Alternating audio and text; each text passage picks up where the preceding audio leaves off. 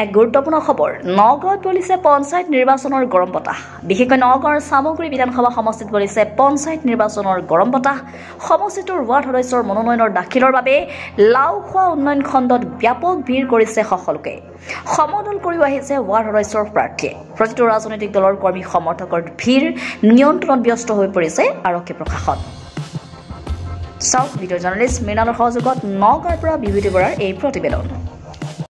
মনোনয়ন দাখিলৰ কাইলৈ অন্তিম দিন দেখা গৈছে যে সামগ্ৰিক এক অভাৱনীয় পৰিৱেশ সৃষ্টি হৈছে লাওখোৱা উন্নয়ন খণ্ডত আচলতে এইবাৰ যিটো অৰাজনৈতিক যিটো নিৰ্বাচনৰ কথা কৈছে মুখ্যমন্ত্ৰীয়ে তাৰ বাবে ভিৰ হৈছে নেকি ৰাইজে এটা সুবিধা লৈছে অৰাজনৈতিকভাৱে যিহেতু ৱাৰ্ড মেম্বাৰৰ খেলা হৈছে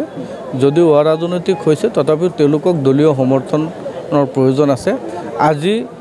শান্তিপূৰ্ণভাৱে সামগ্ৰী সমষ্টিত মনোনয়ন চলি আছে আমি আশা কৰিছোঁ 3-4লৈকে যিসকল আমাৰ এই শিঙিমাৰী ডেভেলপমেণ্ট ব্লকৰ যিসকল প্ৰাৰ্থিত্ব প্ৰত্যাশী আছে তেওঁলোকে আজি নমিনেশ্যন ইয়াতে দাখিল কৰিব আপোনালোকে দেখিছে শান্তিপূৰ্ণভাৱে চলি আছে ৰাইজৰ বিপুল সঁহাৰি আমি পাইছোঁ ভাৰতীয় জনতা পাৰ্টি আৰু অসম গণ পৰিষদৰ মিত্ৰজোঁটৰ যিসকল সমৰ্থিত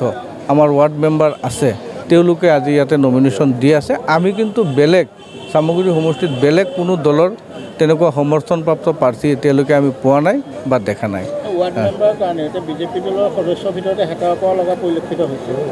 বিজেপি দল বুলি নহয় আমি ৰিটায়াৰ্ড শিক্ষকসকলকো দিছোঁ এক্স আৰ্মিকো দিছোঁ আমাৰ ছিনিয়ৰ চিটিজেন চাইও আমি দিছোঁ সমাজৰ সৰ্বস্তৰৰ মানুহক সামৰি পেলাই আমাৰ মাজৰ পৰা আমি তেওঁলোকক সমৰ্থন দিছোঁ প্ৰাৰ্থিত্ব আমি দিব পৰা নাই তেওঁলোকক আমি সমৰ্থন দিছোঁ মানে বিৰোধী যিটো জিলা পৰিষদ আছে এই জিলা সামগ্ৰী সমষ্টিত আমাৰ জিলা পৰিষদ সামগ্ৰী সমষ্টিত 4খন আমাৰ মিত্ৰ দল অসম গণ পৰিষদক ভকতগাঁও জিলা পৰিষদটো এৰি দিয়া হৈছে আৰু বাকী 3টা ভাৰতীয় জনতা পাৰ্টিৰ পক্ষত আছে আমাৰ প্ৰাৰ্থীৰ নমিনেশ্যন আমি ৰেডি কৰি ৰাখিছোঁ অহা কাইলৈ নগাঁৱত আমি নমিনেশ্যন তেওঁলোকৰ দাখিল কৰিম আৰু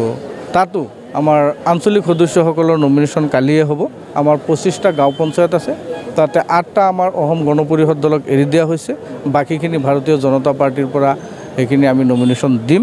গতিকে আমি আশা কৰিছোঁ কোনো ধৰণৰ বেমেজালি নোহোৱাকৈ সকলোৱে শান্তিপূৰ্ণভাৱে এই মনোনয়ন পত্ৰৰ যি পৰ্ব ইয়াত অংশগ্ৰহণ কৰক